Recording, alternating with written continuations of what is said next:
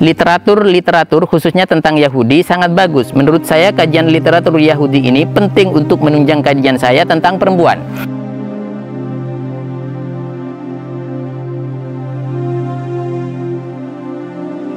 Saya belum sempat membaca tuntas. Di sini saya akan mencarinya.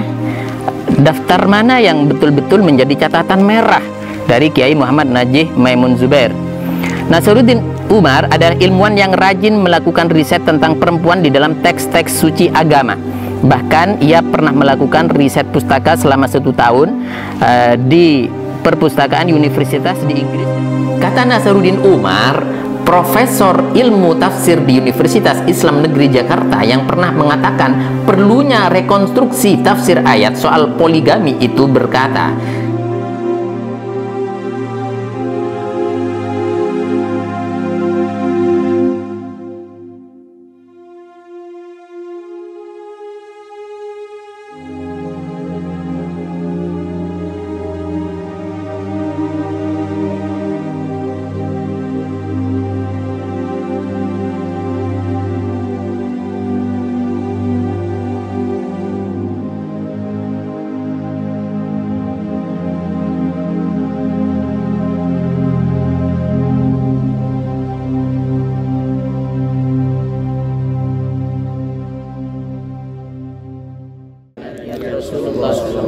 sebagaimana niat para masyayikh membangun pesantren. Bahwa kata Nabi, ana wa kafilul yatim fil jannah hakada.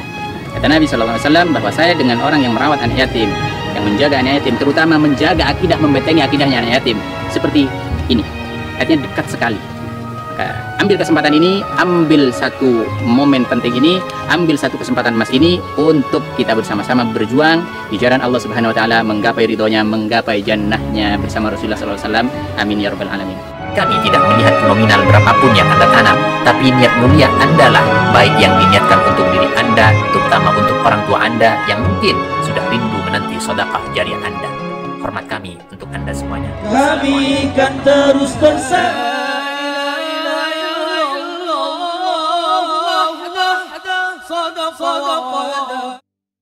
Assalamualaikum warahmatullahi wabarakatuh, sahabat kaum muslimin, subscriber channel Bentang Akidah dimanapun Anda berada. Pada kesempatan ini saya ingin menyampaikan beberapa hal tentang adanya beberapa kepincangan berpikir persoalan akidah yang bisa saja bisa menjerumuskan kita dari akidah yang benar keluar dari Ahlus Sunnah wal Jamaah, dan yang paling parah lagi bisa mengeluarkan kita dari agama Islam sebagaimana disampaikan di dalam kitab Sulamul Taufik misalkan. Baik, pada kesempatan ini langsung saja saya akan membahas adanya yang bernama Nazaruddin Umar. Nazaruddin Umar atau disebut dengan Nasaruddin Umar, Imam Besar Istiqlal pada kali ini. Ternyata beliau sudah dibahas di dalam bukunya Kiai Haji Maimun Zubair, di mana pada buku ini di awal-awal kita sudah bisa membaca siapa-siapa yang berada di dalam garis bawah dari catatan-catatan Kiai Muhammad Najih Maimun Zubair yang saya maksud dalam kesempatan ini. Sebelumnya saya akan menyampaikan untuk meluruskan dari pandangan-pandangan Anda supaya kita bisa berpikir sehat, bagaimana kita menyampaikan sesuatu yang hak dan bisa menyampaikan sesuatu dengan apa adanya fakta dan realita. Langsung saja, saya tidak akan jauh-jauh. Ternyata di dalam buku ini, yang mana buku ini berjudul Membuka Kedok Tokoh-Tokoh Liberal dalam Tubuh NU, Informasi, Penyeimbang, dan Jawaban. Ini ditulis oleh Kiai Haji Muhammad Maimun Zubair. Langsung saja dalam halaman ke-121, di sini beliau menuliskan ada Nasaruddin Umar. Catatan Kiai Maimun, Kiai Najih Maimun Zubair maksud saya, di sini banyak sekali. Langsung saja akan saya baca. Ini tidak akan saya baca untuk biografi beliau, langsung saja kepada catatan apa yang membuat Kiai Najih Maimun Zubair mencatatnya sebagai tokoh-tokoh liberal yang tentunya membahayakan terhadap akidah kita. Langsung saya baca, termasuk di sini menjelaskan tentang pekerjaan, jabatan, dan organisasi pendidikan yang dicantumkan dalam buku ini. Dalam menyelesaikan program doktoralnya, ia telah melakukan visiting student ya for PhD program di McGill University, Montreal, Kanada, 1993 sampai 1994. visiting student tersebut di sini berkaitan dengan tanggapan-tanggapan beliau, terus catatan-catatan beliau. Saya belum sempat membaca tuntas di sini. Saya akan mencarinya, daftar mana yang betul-betul menjadi catatan merah dari Kiai Muhammad Najih Maimun Zubair. Nasaruddin Umar adalah ilmuwan yang rajin melakukan riset tentang perempuan di dalam teks-teks suci agama. Bahkan ia pernah melakukan riset pustaka selama 1 tahun di perpustakaan universitas di Inggris dan Amerika. Seperti diwawancari oleh Jaringan Islam Liberal dan dimuat di situsnya, menurut Pak Nasaruddin, demikian panggilan akrabnya, semua kitab suci bias gender.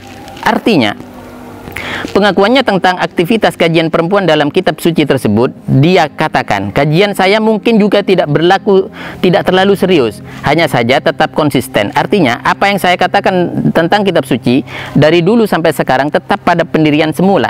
Tapi saya akan terus meneliti dan meliti lagi untuk mengetahui apakah temuannya yang akan diperkenalkan kepada masyarakat mengandung kelemahan, perlu direvisi, dan sebagainya. Di Inggris kemarin, saya mencoba meneliti kitab Talmud dan kitab sumber Yahudi lainnya. Di SOAS, University of London, literatur khususnya tentang Yahudi sangat bagus. Menurut saya kajian literatur Yahudi ini penting untuk menunjang kajian saya tentang perempuan. Jadi, pembelaan Pak Nas terhadap perempuan terlihat dalam kasus poligami. Bahkan ketika ramai kasus A'agim melakukan poligami, Nasaruddin yang setelah menjadi Dirjen Bimas Islam Depak jarang berkomentar, akhirnya mengeluarkan pernyataannya juga. Ia mengulang kata-kata yang pernah dimuat dalam wawancara di atas. Jadi ada masa transisi yang digagas dalam Islam, sebagaimana juga persoalan poligami tadi, yaitu transisi bagaimana Islam membebaskan umatnya dari masyarakat poligami. Dulu ada orang Arab yang punya istri 10, lalu Nabi mensyaratkan untuk memilih 4 di antara mereka kalau mau masuk Islam. Kalau Nabi mengatakan untuk memilih 1 saja, itu terlalu drastis, artinya diminta 4 saja. Itu adalah pikirannya Pak Nas. Selain tentang perempuan, ada beberapa pendapat Nasaruddin Umar yang perlu dicatat. Salah satu tentang pengertian Nabi yang ummi. Pendapat tersebut dapat dijumpai pada sebuah artikel yang ditulis pada edisi September 2005 majalah Az-Zikra tentang definisi ummi. Jadi Nabi Muhammad SAW menurut Nasaruddin Umar, ummi bukanlah berarti tidak dapat membaca dan menulis sebagaimana yang dipahami para ulama Islam selama ini. Tapi tulisannya, makna ummi yang benar ialah yang disebutkan dalam bahasa Ibrani, yaitu pribumi native. Artinya, Nasaruddin di sini sudah melenceng dari paham-paham pada umumnya yang dilakukan, yang dipegang prinsipnya sebagai prinsip yang benar oleh para ulama dari zaman Nabi sampai saat ini. Kata Nasaruddin Umar, Profesor ilmu tafsir di Universitas Islam Negeri Jakarta yang pernah mengatakan perlunya rekonstruksi tafsir ayat soal poligami itu berkata, saya cenderung memahami kata ummi dalam arti pribumi, mengingat suku dan keluarga Nabi Muhammad tidak termasuk golongan pembaca kitab yang masyhur sebagai pembaca kitab atau qori. Pada waktu itu ialah komunitas Yahudi dan Nasrani. Mereka bukan warga native di dunia Arab. Jika pemahaman kita seperti ini, Nabi Muhammad tentu bukan sosok yang belum menganut paham salah satu kitab suci. Karenanya, ia dipilih Tuhan untuk menjadi Nabi dan Rasul. Orang secerdas Nabi sulit dipahami sebagai orang yang buta huruf atau orang yang tidak diperkenankan untuk membaca dan menulis. Jadi sahabat kaum muslimin, subscriber channel Benteng Akidah, sampai di sini kita mengetahui bagaimana Pak Nas ini mengedepankan akal daripada tafsir dan paham-paham Ahlus Sunnah wal Jamaah yang ditularkan atau yang diajarkan, yang disebarkan oleh para pendahulu-pendahulu kita. Maka dari biografi di atas, terusan dari tulisan Kiai Najih Maimun, tidak salah lagi bahwa Nasaruddin Umar adalah agen liberalisme Islam di Indonesia untuk ukuran Indonesia. Bisa dikatakan Nasaruddin Umar adalah mbahnya kalangan feminis yang berhasil menyusup atau disusupkan ke Departemen Agama untuk mengegolkan berbagai agenda liberalisme. Satu diantaranya adalah penghapusan syariat poligami. Ini adalah catatan dari Kiai Najih Maimun Zubair, dan ini harus kita sampaikan supaya anak-anak cucu kita, umat Islam, generasi kita tidak terlalu memegang prinsip-prinsip orang-orang liberal, di mana orang-orang liberal dari dulu sampai sekarang selalu memikirkan paham-pahamnya seolah-olah dialah yang lebih unggul dengan akalnya.